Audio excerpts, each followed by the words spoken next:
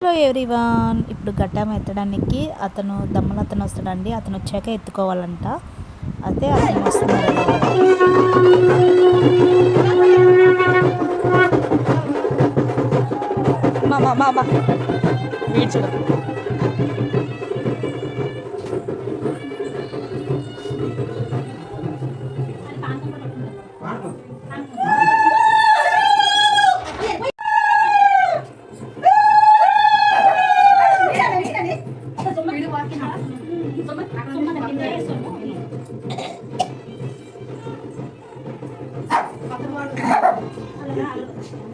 పూజారి అయితే ఘట్టం ఎత్తుతున్నారండి. అతను ఎత్తాకే మనం తీసుకోవాలంటే ఇంకా అతను అయితే ఎత్తేసి జంగం అదే శంకు ఊదుకొని వెళ్ళిపోతాడండి.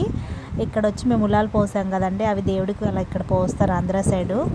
అవి చల్లదనం అనేసి అలా పోస్తారు. ఇంకా అతను జంగమైన ఘట్టం అయితే ఎత్తారు.